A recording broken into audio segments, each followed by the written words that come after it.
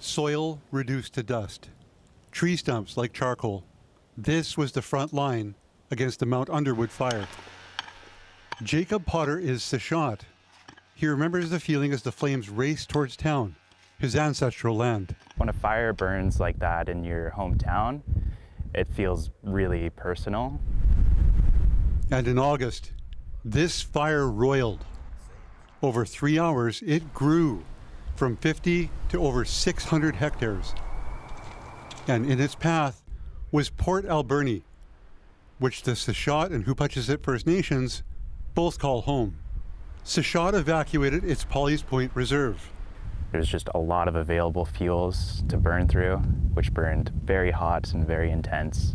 Tseshaht Chief Councillor Ken Watts thought of Jacob, closest to the flames. He had a role to keep us all safe, and so I could only imagine what was going through his head actually being out here and realizing that, hey, I want to keep our people safe. For me, it feels really reassuring, and from my heart, like really proud. In the end, the fire came a few kilometers from town, but was stopped there. I felt super proud of my team and all the other crews that were working on this fire. Potter is part of the 22-member Thunderbirds.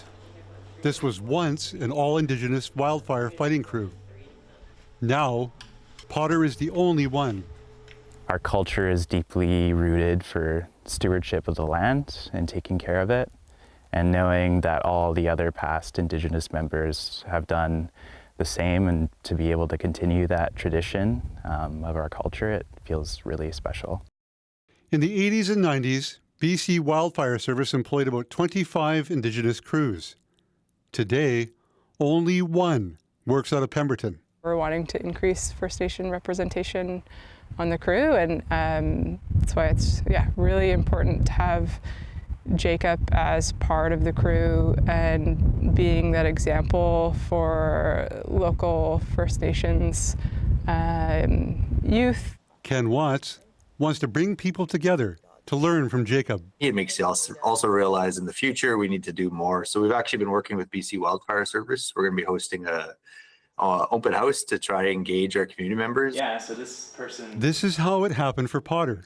He was mentored by another Tseshaht wildfire fighter who encouraged him to join the Thunderbirds. 2020, and he helped me out. I joined at a very young age, 19 years old, and being influenced by the strong leaders on the crew really shaped me to who I am today.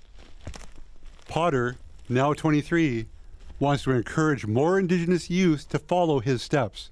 I really feel like it's my responsibility and to continue that tradition and try to bring others on the crew and use that leadership that I learned to help them learn firefighting. Wawmeesh Hamilton, CBC News, Vancouver.